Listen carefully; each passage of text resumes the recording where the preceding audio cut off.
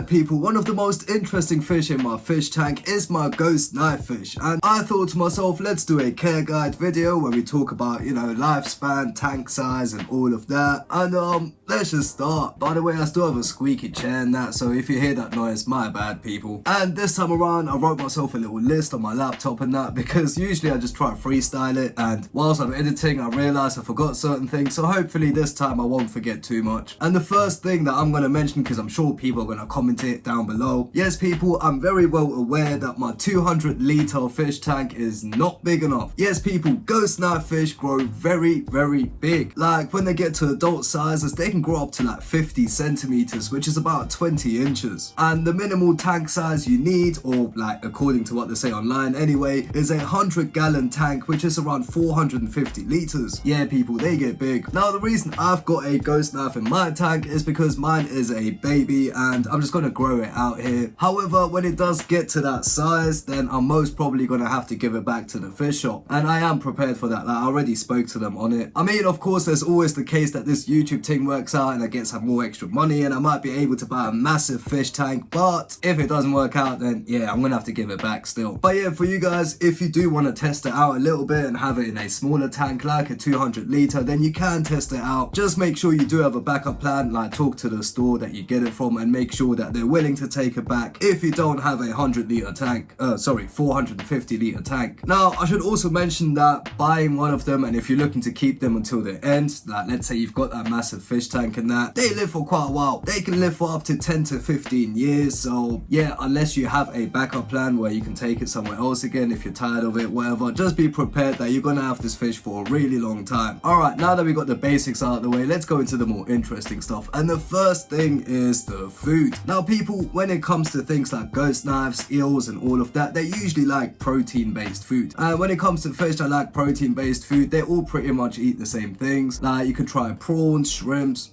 wait, they're the same thing, and like mussels and that. Like in my tank I feed earthworms. Wait, let me get them out. Like I literally have a tub here with earthworms in it that I feed to the tank. They're mainly for my tiger moray eel, but of course my ghost knife comes out and tries to eat the worms too, and obviously does get some. But people might be surprised to hear that my ghost knife also eats the regular, the everyday food that I feed. For reference, the flakes that I feed as my everyday is the, what they're called, the Tetra Pro Color Multi Crisps. That's this one, looks like that. And the other one is the Tetra Prima Granules, which is that, looks like this. And yeah, I'll try to get some footage, but I had no idea that my ghost knife was gonna eat this type of food, but it does, which is quite useful because I don't feed earthworms every single day. And it turns out to be quite good because, you know, especially with earthworms and that, like I hand feed my moray eel. You know, after a little while, once my hand's been in there for a while, the fish try to start like eating the worms too and that, and my ghost knife isn't really that confident to eat from my hand, so my ghost knife doesn't always get a piece of worm, so it does kind of like make me feel relieved in that it eats the normal food as well. So that is a good thing to know people. However, I should mention every single like fish is different, so if your like ghost knife doesn't eat that food, maybe give it a bit of time, he might start eating it eventually. But yeah, I'm just saying in my case with my ghost knife, my one eats these two, you feel me? Now let's talk on tank mates people. As you can see, I've got loads of fish in my tank, and right now there are some fish in this tank that are probably not very good tank mates for when this ghost knife grows to adult size. However, while it's a baby or like a juvenile now, it is alright with pretty much everything that's in my tank right now. We've got rainbow fish, rosy bobs, corridoras, we've got the other eel in there, we've got Congo tetras and that. And yeah, generally speaking, anything that is too big to be eaten should be generally safe. However, as the fish gets bigger and bigger, of course eventually you are gonna have to maybe look at some of the tank mates, or just be prepared that sometimes some of them might get eaten, you feel me? You should look at ghost knives as one of those monster fish. However, there is a period of time when they're still young when you can enjoy them. Now, a very important thing that people should realize, I mean, even you can see my tank right now and I'm sure you can't see my ghost knife. That is because they're nocturnal. So during the day when the daylight light is on, but yeah, during the day when the light is on, they are usually hiding in a cave or something like that. However, once the light starts starts dimming, in my case, I'll talk about that in a second, it does start coming out. However, if you have like a normal tank where the light just turns on and off, then of course it's just gonna come out when the light is off. Now for anyone who just got confused about the lighting situation, I've got an Aquasky 2.0 which is on a 24-hour cycle, which means the light turns on gradually from like, I don't even know the times, I think it's like 10 till 12, then it stays on throughout the day, and then for another 2 hours it goes from on to off. And right now my tank is actually in the process of dimming the light, so in about half an hour or something it will probably be dark enough where the fish will think it's evening time, and my ghost knife will probably come out, and no, it's not out right now, but he will probably come out and start swimming about in that. So yeah, if you are looking to get a ghost knife or any other kind of like nocturnal fish, I would definitely recommend getting an Aquasky 2.0 or any other kind of light where you can set a schedule where the light turns on gradually, because it does show you another side of your fish. It shows you how they act in the mornings and the evenings. But yeah, I'm waffling here. Just keep in mind, people, they are nocturnal, so if you just have a normal light that turns on and off, then you're probably not going to see them a lot. But then again, I do have to say that my one does sometimes come out now that he's comfortable in that, so you never know. Now the next thing on my list is, are they solitary animals or not? Like, are they loners, lone wolves, whatever? And according to what I've seen online and even looking at my one, they are perfectly fine alone. Like in the wild they might come across each other and that, but they do generally enjoy their own company more. So yeah, you don't really need to keep them in a group or nothing, and it's probably not recommended anyway. Now, are there any other types? Yes, they are.